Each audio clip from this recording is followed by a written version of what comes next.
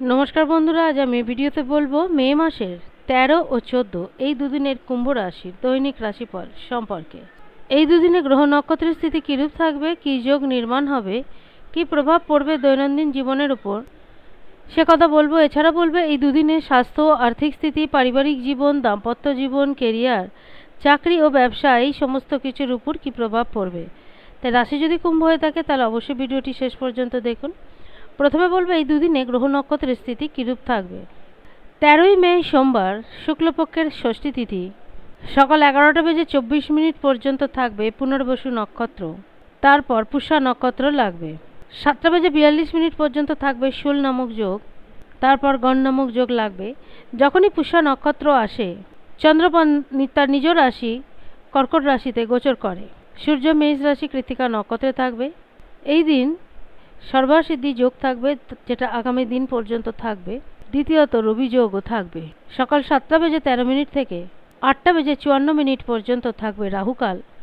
14ই মে মঙ্গলবার, শুক্লপক্ষের সপ্তমী তিথি, দুপুর 2টো পর্যন্ত পুষ্যা নক্ষত্র থাকবে।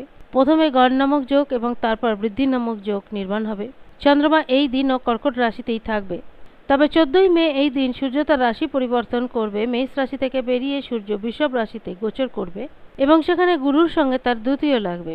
এই দিনও সর্বসিদ্ধি যোগ এবং রবি যোগ থাকবে। রাহুকাল শুরু হবে বিকেল 3:41 থেকে এবং শেষ হবে 5:23। এইবার বলবো বিস্তারিত রাশিফল সম্পর্কে। প্রথমে 13ই মের কথা বলবো। সবার আগে বলবো স্বাস্থ্যের কথা। স্বাস্থ্য কিন্তু যথেষ্ট ভালো থাকবে, স্বাস্থ্য সম্বন্ধে কোনো সমস্যা থাকবে না। যারা এমনিতেই স্বাস্থ্য সম্পর্কে ভীষণ সচেতন তারা আরও বেশি সজাগ ও সতর্ক হয়ে উঠবেন নিজেদের শরীর স্বাস্থ্যকে নিয়ে। তবে এই দিন বাড়িতে কোনো মাঙ্গলিক অনুষ্ঠান হয়ে থাকতে পারে, যার জন্য অর্থের একটা খরচ হয়ে থাকতে পারে। প্রেম জীবন, দাম্পত্য জীবন ঠিকঠাক থাকবে, পাশাপাশি পারিবারিক জীবন যথেষ্ট সুখকর হবে। চন্দ্রমা দুদিনই আপনাদের ষষ্ঠভাবে থাকবে। আর এই কর্কট রাশি হলো চন্দ্রমার নিজ ঘর, যে ঘরে চন্দ্রমা সর্বদাই একটা স্বচ্ছন্দ এবং স্বতন্ত্র অবস্থায় থাকে। হতে পারে আপনাদের ষষ্ঠ ভাব, কিন্তু এখানে চন্দ্রমা ভীষণ ভালো পরিণাম দেবে। মানসিক সুখ শান্তি থাকবে, পারিবারিক দিক থেকে যথেষ্ট সুখ শান্তি থাকবে। তবে বন্ধু বান্ধবের সঙ্গে যথেষ্ট ভালো সময় যাবে। তবে হ্যাঁ, যারা আপনাদের কাছে খুব বিশ্বস্ত সেই সমস্ত লোকের সঙ্গে আপনাদের সম্পর্ক ভীষণ মজবুত হয়ে উঠবে। বিকেল 5:30 থেকে 6:30 পর্যন্ত সময়টা অত্যন্ত শুভ।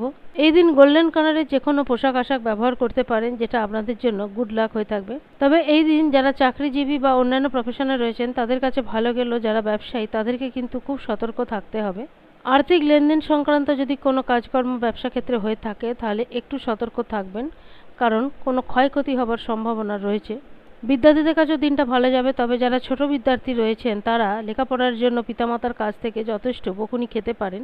তাই পিতামাতার কথা শুনতে হবে, খেলাধুলোর সাথে সাথে লেখাপড়াকেও চালিয়ে যেতে হবে, সমস্ত দিক ব্যালেন্স করে চলতে হবে। দাম্পত্য জীবন যথেষ্ট ভালো যাবে, সমস্ত কাজে একে অপরকে যথেষ্ট সহযোগিতা করে থাকবেন। এবার বলবো 14ই মে মঙ্গলবার দিনটা কেমন যাবে। এই দিনও চন্দ্রমা একই স্থানে থাকবে, তবে এই দিন সূর্যের রাশি পরিবর্তন হবে। সূর্য আপনাদের চতুর্থভাবে গোচর করবে এবং গুরুর সঙ্গে তার দ্যুতি লাগবে। চন্দ্রমার স্থিতি এই দিন একই থাকায় মোটামুটি একই ফল পেয়ে থাকবেন। শরীর স্বাস্থ্য ঠিকঠাকই থাকবে, পাশাপাশি পারিবারিক জীবন, দাম্পত্য জীবন এবং প্রেম জীবনও। গুরু ও শুক্রের দ্যুতি চতুর্থভাবে লাগবে সুখ সাধনের ঘরে, তাই নিশ্চিতভাবে সুখ সাধনে বৃদ্ধি ঘটবে। চতুর্থ ভবন যে শুধু সুখ সাধনের ঘর তা নয়, মাতার ঘর, ভূমি ভবনের ঘর। তাই পারিবারিক সম্পর্কের দিক থেকে সময়টা খুব ভালো যাবে, সম্পর্কগুলো মজবুত হবে। যারা প্রপার্টি লেনদেনের কাজ করেন অর্থাৎ ক্রয় বিক্রয়ের কাজ করেন তাদের এই সময় ব্যবসা খুব ভালো যাবে। কিংবা কুম্ভ রাশির যে সমস্ত লোকেরা পুরনো কোনো প্রপার্টি দীর্ঘদিন ধরে চেষ্টা করছেন বিক্রি করার, তাদের সেই দিক থেকে বড় কোনো খবর আসতে পারে। তবে আজকের দিনে এমন কোনো মানুষের সঙ্গে আপনারা কোনো না কোনো ব্যাপারে কোনো সলা পরামর্শ করতে পারেন, যেটা আগামী দিনে আপনাদের সঠিক নির্ণয় নিতে সাহায্য করবে বা কোনো কাজে ভালো উন্নতি করতে সাহায্য করবে। গুরু এবং সূর্যের দুজনের দৃষ্টি যাবে দশমভাবে, তাই কেরিয়ারের দিকে খুব ভালো ফল পেয়ে থাকবেন। কুম্ভ রাশির যে সমস্ত লোকেরা কম্পিটিটিভ এক্সামের প্রস্তুতি নিচ্ছেন তারা সেই দিকে খুব ভালো তৈরি করতে পারবেন। সমস্ত দিক বিচার করলে এটুকু বলা যেতে পারে 13 এবং 14 এই দুটো দিনই কুম্ভ রাশির লোকেদের ভালোই যাবে। উপায় হিসেবে বিশেষ কিছু বলবো না, যা আগেও বলেছি তাই বলবো। মঙ্গলবার হনুমান দিন, তাই হনুমানজির আরাধনা করুন, সম্ভব হলে হনুমান চল্লিশা পাঠ করুন। আর সোমবার দেবাদিদেবের দিন, এই দিন অবশ্যই দেবাদিদেবের আরাধনা করবেন। আজ এ পর্যন্ত। যদি ভিডিওটি ভালো লাগে অবশ্যই জানাবেন। ধন্যবাদ।